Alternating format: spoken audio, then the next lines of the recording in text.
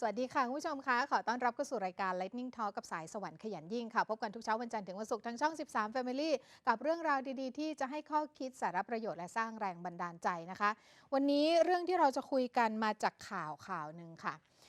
เหตุการณ์นี้เป็นข่าวเมื่อวันที่ 13 กรกฎาคมที่ผ่านมานะคะเมื่อตำรวจของสถานีตำรวจภูธรระเบาะไผ่นะคะที่ปราจีนบุรีได้รับแจ้งเหตุจากนายขุนทองดีมากอายุ 60 ปีอยู่ที่บ้านเลขที่ 38 หมู่ 11 ตำบลวังตะเคียนอำเภอกบินบุรีจังหวัดปราจีนบุรีว่าเขาทำกระเป๋าตังค์หายค่ะแล้วก็หายขณะที่นำของขึ้นรถกระบะไม่รู้จังหวะเลยว่าหายไปตอนไหนนะคะซึ่งตอนนั้นเนี่ยขึ้นรถกระบะที่บริเวณหน้าร้านชัยยงศิลป์ถนนสาย 3079 คลองรังกรอกสมบูรณ์ตลาดคลองรังหมู่ 4 ตำบลกรอกสมบูรณ์อำเภอศรีมหาโพธิ์เหตุเกิดเมื่อวันที่ 12 กรกฎาคมที่ผ่านมานะคะโดยกระเป๋าเงินนั้นได้รับมาจากนายทรงวิทย์ชัยยงศิลป์ซึ่งเป็นเจ้าของร้านขายส่งโชห่วยนะคะมอบให้เขาเนี่ยนำเงินในกระเป๋าจำนวน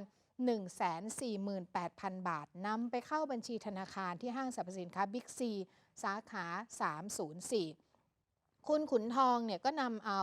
กระเป๋าเงินสีดำซึ่งบรรจุเงินจำนวนดังกล่าวหนีบไว้กับรักแร้แล้วก็เดินมาที่รถกระบะนำสินค้าที่จะส่งลูกค้าขึ้นรถแล้วก็ลืมไปว่าหนีบกระเป๋าอยู่ตรงรักแร้เนี่ยนะคะแล้วก็เลยทำให้กระเป๋าตังค์ตกโดยที่ตัวเองไม่รู้ตัวพอไปถึงธนาคารก็ไม่พบว่ามีกระเป๋าสตางค์แล้วเลยโทรศัพท์กลับไปที่ร้านไปบอกคุณทรงวิทย์เจ้าของร้านว่าทำกระเป๋าตังค์ตกหายคือตอนนั้นก็คงตกใจแล้วก็ทำอะไรกันไม่ถูกแต่ว่าคุณทรงวิทย์เจ้าของร้านก็พาคุณขุนทองซึ่งเป็นลูกจ้างเนี่ยไปหาตำรวจไปพบพนักงานสอบสวนเพื่อลงประจำวันไว้เป็นหลักฐานค่ะแต่ว่าคุณทรงวิทย์กับคุณขุนทองโชคดีเหลือเกินที่ไปเจอพลเมืองดีเข้าเป็นสองแม่ลูกที่เก็บกระเป๋าตังค์ได้น่ารักมากๆแล้วก็นำไปแจ้งที่ตำรวจจึงทำให้กระเป๋าเงินและเงินที่ยังอยู่ครบนั้นได้กลับคืนสู่เจ้าของได้นะคะวันนี้เราจะมาพูดคุยกับคุณแม่ก้อยปิยรัตน์แซ่ปังค่ะกับน้องแบมชื่อจริงเด็กหญิงยานัชราธรรมพิชัยอายุ 9 ปีเป็นนักเรียนชั้นประถมศึกษาปีที่ 4 โรงเรียนมัธยมวัดใหม่กรงทองนะคะซึ่งเป็นพลเมืองดีที่เก็บกระเป๋าตังค์ได้ตอนนี้เราวิดีโอคอลกันนะคะเพราะว่าคุณแม่กับน้องอยู่ที่จังหวัดปราจีนบุรีสวัสดีค่ะแม่ก้อยน้องแบมสวัสดีค่ะค่ะโอ้โหแม่ก้อยนี่น้องแบมนี่เป็นลูกสาวคนโตคนเล็กหรือมีลูกกี่คนคะคุณแม่มีทั้งหมด4 คนค่ะค่ะน้องแบมนี่คนที่เท่าไหร่คนที่ 3ค่ะน้องแบมนี่คืออายุ 9 ปีค่ะอายุนี่ 9 ขวบค่ะนี่คือได้ยินเสียงลูกๆคนอื่นๆด้วยใช่ไหมอยู่ในน้องห้องพอดีพอดีอยู่ที่คนเล็กคนเล็กอยู่โรงพยาบาลค่ะเออค่ะตอนนี้อยู่ที่ไหนกันคะเนี่ยอยู่โรงพยาบาลค่ะอ๋อนี่คือน้องคนเล็กป่วยน้องคนเล็กป่วยเลยเฝ้าน้องคนเล็กกันอยู่ที่โรงพยาบาลนะคะเอาล่ะขอให้น้องตัวเล็กหายเร็วๆนะคะไม่ทราบว่าเป็นอะไรเอ่ยเป็นไข้ขึ้นสูงค่ะค่ะไม่ได้มีอาค่ะการน่าเป็นห่วงอะไรใช่ไหมคะคุณแม่ ตอนนี้ดีขึ้นแล้วค่ะโอ้ดีจังเลยนะคะดีใจด้วยแล้วก็ขอให้หายไวๆค่ะอยากจะให้คุณแม่ก้อยกับน้องแบมเนี่ยเล่าให้ฟังถึงเรื่องที่วันที่เก็บกระเป๋าเงินได้นะคะวันนั้นไปทำอะไรที่ไหนและไปเจอกระเป๋าตังค์ได้ยังไงคะวันนั้นประมาณช่วงประมาณ6 โมงกว่า6 โมงเย็นนะคะก็กำลังจะพาน้องเข้าบ้านก็ขี่รถไปผ่านตลาดก็เป็นขี่มอเตอร์ไซค์นะคะขี่ซ้อนไปกับน้องแบมเขาจะซ้อนข้างหลังค่ะแล้วก็ขี่ไปช่วงจังหวะนั้นนะเลยจุดที่เจอเงินไปแล้วเลยไปแล้วพอดีน้องแบมเขาพูดขึ้นมาว่าหนูเจอกระเป๋าสีดำหนูเห็นกระเป๋าสีดอ๋อำแม่ก็เลยค่ะแม่ก็เลยขี่รถวนกลับไปดูอะค่ะค่ะค่ะ ค่ะพอดีก็เจอกระเป๋าแล้วก็แม่ก็เก็บมาให้น้องค่ะเก็บมาให้น้องซึ่งซ้อนอยู่ข้างหลังแต่ค่ะว่าแม่ยังไม่ได้เปิดดูอะค่ะค่ะเพราะว่าก็ไม่นึกว่าเป็นกระเป๋าเงินนะคะค่ะค่ะก็เลยยื่นให้น้องแบมค่ะ น้องแบมเขาก็นั่งซ้อนหลังเขาก็เปิดดูแม่ก็ขับรถต่อไป แล้วก็น้องแบมเขาก็พูดว่าเห็นเงินค่ะเห็นเงินเป็นปึกเลย โอ้ แม่ค่ะ แม่ก็ไม่เชื่อ อืม ค่ะ ก็ไม่เชื่อก็เลยขี่รถกลับไปถึงบ้านที่ที่บ้านนะคะบ้าน แล้วก็เปิดดู ก็เห็นเป็นเงิน ก็ไม่กล้าเอาออกมาค่ะ มันเป็นปึกเยอะอะค่ะ ก็เลยพูดกับพ่อ พูดกับพ่อน้องเขาอะค่ะ ว่าเดี๋ยวรอ ก็พากันไปรอรถอะค่ะ รอรถก็จะไปแจ้งความ อืม ค่ะ ค่ะ ถาม น้อง ถามน้องแบมหน่อย ถามน้องแบมหน่อย แบม ตอนแรกอะค่ะ ขี่รถผ่านไปแล้วไม่ใช่เหรอคะลูก แต่ว่าเห็นหนูมั่นใจเลยว่ามันคือกระเป๋าสตางค์เหรอคะ ที่บอกให้แม่เลี้ยวกลับไปเก็บเนี่ย ไม่ค่ะหนูไม่ได้บอกให้แม่เลี้ยวกลับไปค่ะ อ๋อ แม่ แล้ว เลี้ยวกลับไปเอง แต่ว่าหนูบอกว่า คือ หนูบอกว่า น้องเขาเห็น หนูบอกว่า เขาบอก หนู เขา เห็ เห็ น น กระเป๋าสตางค์อ๋อหนูบอกว่าหนูเห็นกระเป๋าสตางค์ คือแน่ใจเลยว่ามันคือกระเป๋าสตางค์ใช่ไหมคะ? มันทีแรกเราก็ไม่แน่ใจว่าเป็นกระเป๋าสตางค์แต่เห็นกระเป๋าสีดำเขาพูดอย่างนี้อะค่ะ อ๋อ บอกว่าเขาเห็นกระเป๋าสีด ค่ะ ำมันเป็นกระเป๋าทึบๆเหมือนกระเป๋าใส่ดินสอของเด็กอะค่ะ ค่ะ กระเป๋าห้อยๆเป็นที่ถือ ค่ะ ค่ะ ค่ะ แล้วพอน้องแบมบอกว่าเห็นแม่เลี้ยวกลับไปปุ๊บ ก็หยิบมาให้มือน้องเนี่ย แล้วน้องก็เปิดดูแม่ยังไม่เห็นเลยว่าข้างในมีอะไรบ้าง และที่แม่เล่าให้ฟังเมื่อสัก แม่เล่าให้ฟังเมื่อสักครู่นี้บอกน้องบอกมีเงินเป็นปึกๆเลย แบมเห็นเงินเยอะขนาดนั้นตอนแรกตกใจไหมคะลูก? ตกใจค่ะ ค่ะ เคยเห็นเงินเป็นปึกใหญ่ ๆ อย่างนั้นมาก่อนไหมคะน้องแบม? ไม่เคย ไม่เคยเลย แล้วตอนแรกคือบอกแม่นี่คือแม่ไม่เชื่อหนูใช่ไหม? ใช่ค่ะ ค่ะ แล้วทำยังไงต่อ? พอไปถึงบ้านปุ๊บ พอไปเปิดดูแม่ถึงรู้ว่า โอ้โฮ เงินจริง ๆ เยอะแยะเลย แล้วก็นับกันได้เท่าไรตอนนั้น? ไม่ได้เอาออกมานับค่ะ คือพอเห็นว่าเป็นเงินจริง ๆ ก็ไม่ได้นับเลย ตกลงกันว่าจะไป ค่ะ หาตำรวจเลยใช่ไหมคะ? ค่ะ อา แล้วจนกระทั่งรอรถ อะไรนะคะน้อง แล้ แบ วก็ ม? มันมีใบเนี่ย อ๋อ มันเป็นใบ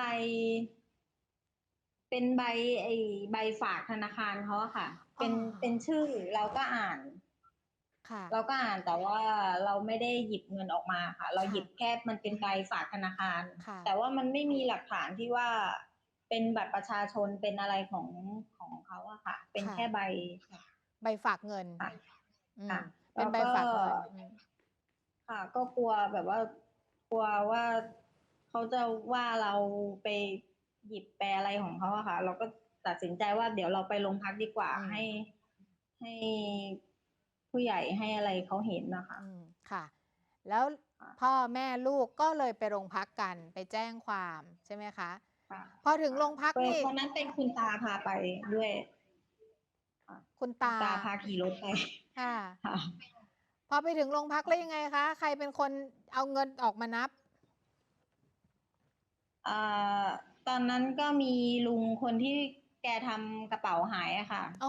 แก ค่ะ ก็กำลังเล่าเหตุการณ์ให้ตำรวจฟัง แต่ก็ตำรวจเขาก็ยังไม่ได้พาแกไปขึ้นโรงพักอะค่ะ คือเหมือนกับแกเพิ่งจอดรถเหมือนกัน อ้อ ค่ะ แกไปก่อนหน้าประมาณ10 นาทีอะค่ะ ค่ะ ค่ะ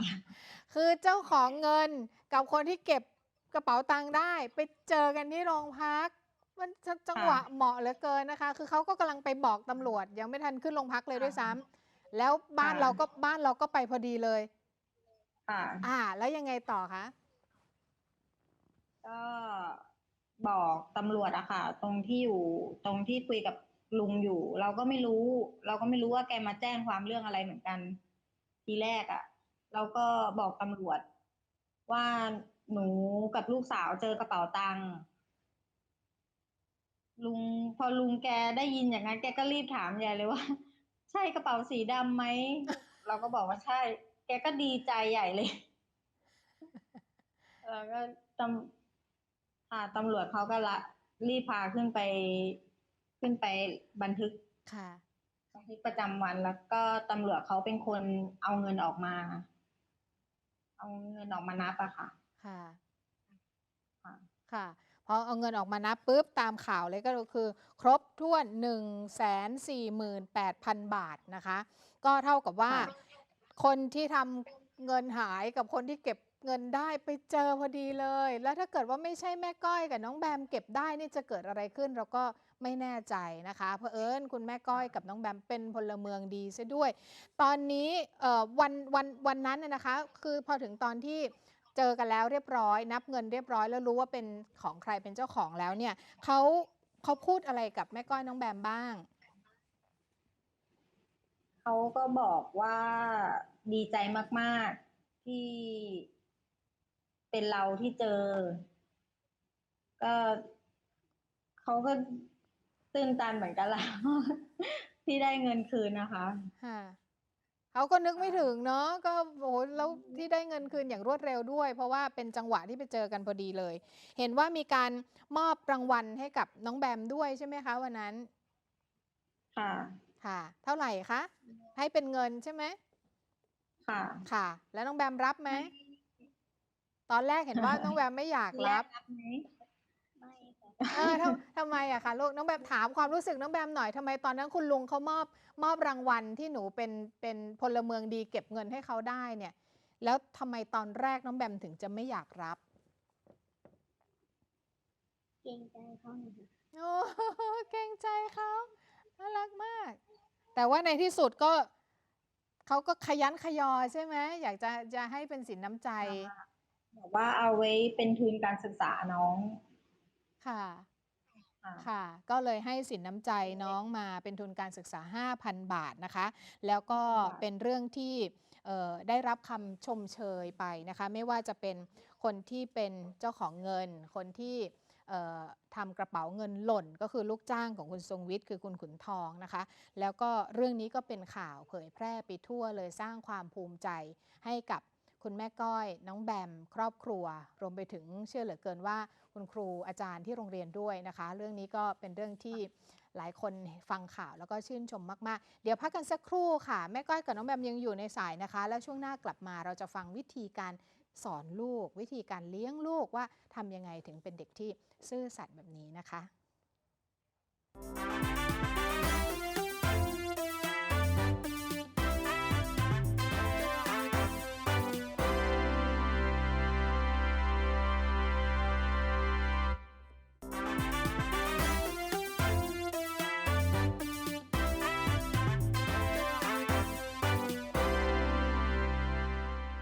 กลับเข้าสู่ช่วงที่ 2 ของ Lightning Talk กับสายสวรรค์ขยันยิ่งนะคะ ยังคงอยู่กับแม่ลูกตัวอย่างแห่งความซื่อสัตย์สุจริตนะคะ ที่เก็บเงินได้หลักแสนเลยค่ะ แล้วก็สามารถที่จะส่งคืนเจ้าของได้ด้วยความจริงใจของครอบครัวนี้ ก็คือนำไปส่งให้กับเจ้าหน้าที่ตำรวจ แล้วก็เผอิญว่าคนที่เป็นเจ้าของเงินก็มาแจ้งความอยู่พอดีเลย เลยได้เจอกัน แล้วก็มอบคืนกันอย่างรวดเร็วเลยนะคะ แม่ก้อยกับน้องแบมวิดีโอคอลมาจากปราจีนบุรีค่ะ แม่ก้อยคะ ปกติแล้วค่ะ เนี่ย สอนเรื่องความซื่อสัตย์ สอนเรื่องนี้กับลูกยังไงอะคะ? เราก็จะบอกเขาตลอดอะค่ะว่า ถ้าเงินน่ะ ถ้ามันไม่ใช่ของเรา เราก็อย่าไปหวังที่จะอยากได้ของคนอื่น เราก็ต้องรู้ด้วยว่า ถ้ามันเป็นเงินของเรา เวลาเงินเราหาย อย่างเงี้ย เราก็จะรู้สึกเสียใจแค่ไหน เราก็ต้องนึกถึงคนอื่นน่ะค่ะว่า คนอื่นเขาก็จะต้องเสียใจเหมือนเราอะค่ะ แม่ก้อยกับน้องแบมที่ผ่านมาเคยมีเหตุการณ์ลักษณะแบบนี้ไหมคะ? อาจจะไม่ใช่เงิน แต่ว่าไปเก็บอะไรได้ หรือว่าแสดงออกถึงความซื่อสัตย์ของตัวเองกับลูก ๆ อะไรอย่างเงี้ยค่ะ ก่อนหน้านี้ครอบครัวมีเหตุการณ์อย่างงี้บ้างไหม? กับตัวครอบครัว กับตัวแม่เคยมีอยู่ที่ครั้งหนึ่งที่เป็นตลาดนัดอะค่ะ ค่ะ ตลาดนัดก็เป็นจำนวนเงิน 5,000 อ๋อ 5,000 บาทกับพี่สาวอะค่ะ ไปเจอกับพี่สาว ก็เป็นเงินของพ่อค้าขายของในตลาดนี่แหละค่ะ ค่ะ เราก็เอาไปให้คนเจ้าของจัดตลาด ประกาศหาเจ้าของ อ๋อ แกก็ดีใจ แกก็รีบมาเอาเหมือนกัน ค่ะ ค่ะ โอ้ น่ารัก ค่ะ มาก แม่ก้อยเป็นตัวอย่างในเรื่องนี้อยู่แล้ว แล้วเหตุการณ์ที่ตลาดนัดนั้นลูก ๆ รู้ไหม? น้องแบมรู้ไหมคะ? อ๋อ ไม่รู้ค่ะ ไม่ทราบ แต่ว่าน้องแบมจะมีประสบการณ์จากที่โรงเรียนมากกว่า น้องที่แบม โรงเรียนเขาจะ เคยทำอะไรที่โรงเรียน? สอน เก็บตังค์ได้ประมาณ 20 นะคะ เก็บตังค์ได้ 20 บาท ที่โรงเรียน ใช่ไหมคะ? ตอนเช้าเขาจะมาประกาศหน้าเสาธงคนทำความดีค่ะ อ๋อ ค่ะ แล้ว ค่ะ ตกลงเป็นเงินของใคร 20 บาท น้องแบมรู้หรือเปล่า? ไม่รู้ค่ะ ไม่รู้ แต่ว่าน้องแบมเก็บได้ที่ไหน? ก็น่าจะเป็นตรงโรงอาหาร ตรงโรงอาหาร โรงอาหาร เป็นแบงค์ ที่โรงเรียน เป็นแบงค์ 20 เลยใช่ไหมลูก? ค่ะ ก็เอาไปให้คุณครู ค่ะ ค่ะ แล้ วั วน ไห ก็ เขาเก็บได้เขาก็จะมาบอกประจำแหละว่า วันนี้เก็บตังค์ได้นะ เอาไปคืนครูนะ ก็บอกว่าดีแล้วลูก แล้วก็ที่โรงเรียนเขาก็จะฝึก จะสอนนักเรียนประจำอะค่ะ ค่ะ น่ารักมาก ๆ แล้วเหตุการณ์ที่เราเก็บเงินได้เป็นแสนเนี่ย ที่โรงเรียนเขาชมเชยเรายังไงบ้างคะน้องแบม? ก็ ชมเชยยังไงคะ?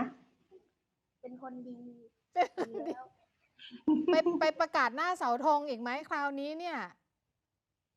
มีค่ะ อ๋มีประอ กาศตลอดเลยเดี๋ยวนี้ ค่มี ะ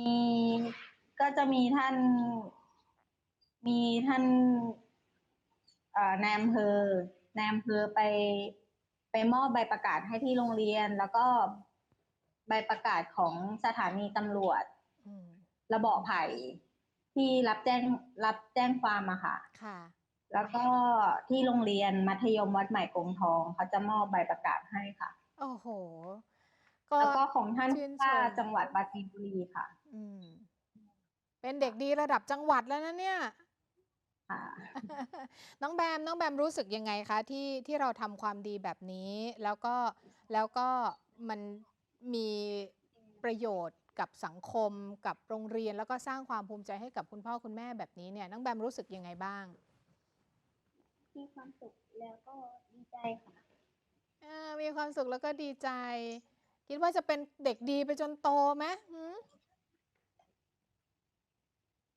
ค่ะ แน่นอน คุณแม่ก้อยล่ะคะ ภูมิใจกับลูกขนาดไหน? ซึ่งอาจจะไม่ใช่น้องแบมคนเดียว แต่ลูก ๆ ทุกคนก็น่าจะได้รับพลัง แล้วก็คำสอนดี ๆ จากคุณพ่อคุณแม่ โดยเฉพาะแม่ก้อยเหมือนกันอะนะคะ ค่ะ รู้สึกยังไงบ้างคะ? รู้สึกดีใจค่ะ ที่เขาเชื่อฟังคำสอนของครอบครัว และก็ของทางโรงเรียน ที่ สั่งสอนน้องให้เป็นคนดีอะค่ะ ค่ะ ค่ะ คุณแม่ยึดหลักยังไงในการสอนลูกอีก นอกเหนือจากเรื่องของการซื่อสัตย์สุจริต เก็บเงินได้ให้คืน ไม่เอาของคนอื่นมาเป็นของตัวเอง มีข้อคิด หรือว่ามีเคล็ดลับในการสอนลูกในเรื่องอื่น ๆ ยังไงอีกบ้างไหมคะ แม่ก้อย ที่จะมาแบ่งปันครอบครัวอื่น ๆ?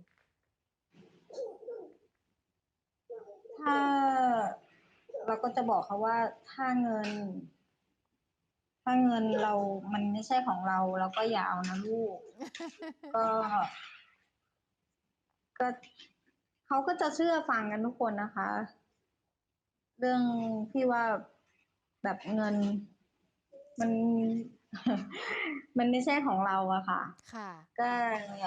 ถ้าอยากได้อะไรเราก็ต้องทำด้วยตัวเองอะค่ะ ค่ะ แล้วสอนเรื่องความรับผิดชอบ สอนเรื่องการเสียสละ สอนเรื่องการตั้งใจเรียน แม่ก้อยสอนยังไงบ้าง?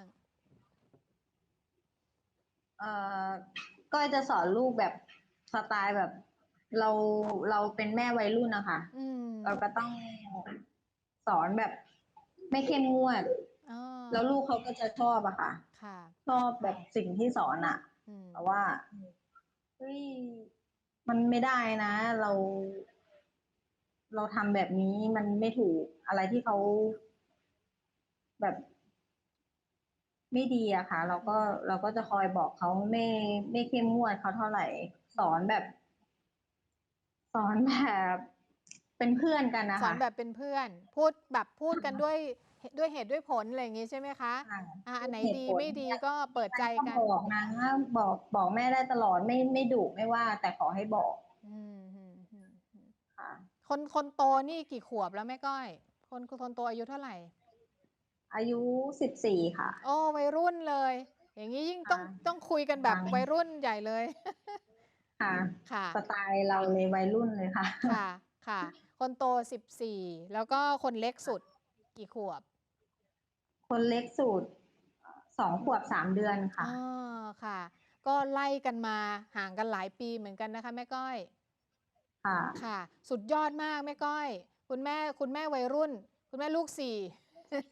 ค่ะ ค่ะ แล้วก็ดูแลลูกๆได้เป็นอย่างดี แล้วก็สอนลูกให้เป็นเด็กที่น่ารักแบบนี้ คือหนิงเชื่อว่าไม่ใช่แค่เคล็ดลับในการสอนของแม่ก้อยที่แบบพูดจากันแบบด้วยเหตุด้วยผล แล้วก็ทำให้ลูกเปิดใจที่จะคุยอะไรกับเราตรงๆอะนะคะ แต่ว่าสิ่งที่แม่ก้อยเป็นตัวอย่าง คือแม่ก้อยทำให้ดูเป็นตัวอย่างจริง ๆ ด้วย นั่นก็คือเป็นสิ่งที่เด็กๆคงจะได้รับไปนะคะ แม่ก้อยอยากจะบอกหรือแบ่งปันคุณพ่อคุณแม่คนอื่นๆยังไงในการดูแลลูก แล้วก็มีวิธีสอนแบบเนี้ย แบบคุณแม่วัยรุ่นแบบแม่ก้อยเนี่ยทำยังไงคะ? ก็ อย่าเข้มงวดกับลูกๆมากเกินไปค่ะ มีอะไรก็ถามเขาแบบ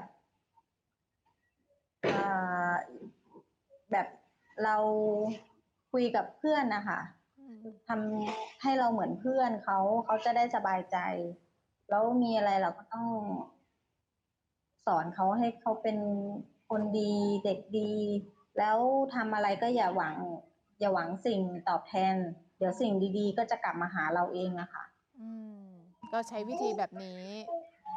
กับลูกๆทุกคน โดยเฉพาะน้องๆที่โตแล้วนะคะ น้องแบม แม่ก้อยดุไหมน้องแบม แม่ก้อยดุไหม? ไม่ค่อยดุค่ะ ไม่ค่อยดุ แล้วแม่ก้อยบอกคุยกับน้องแบมเหมือนเป็นเพื่อนเลยเนี่ย จริงหรือเปล่า? ไหนแบมบอกสิ จริงค่ะ จริง คุณแม่วัยรุ่นใจดีใช่ไหม? คุณแม่ก้อยใจดีใช่ไหมลูก? ค่ะ น้องแบมภูมิใจกับแม่ก้อยตรงไหน? แม่ก้อยเป็นแม่ที่หนูภูมิใจ หรือหนูชอบแม่ก้อยในการทำอะไรมากที่สุด? ทำอะไร? นอกจากแม่ก้อยสวยแล้วเนี่ย แม่ก้อยทำอะไรที่หนูภูมิใจมากที่สุด? ทำอะไร? ทำงานเลี้ยงพวกหนู ไง คิดก่อน คิดไม่ออกนะคะ ค่ะ น้องแบม ทำอะไรภูมิใจที่แม่ทำให้หนูทุกวันน่ะ ทำอะไรคะ? พูดดัง ๆ สิ พูดให้คนฟัง ดูแลหนู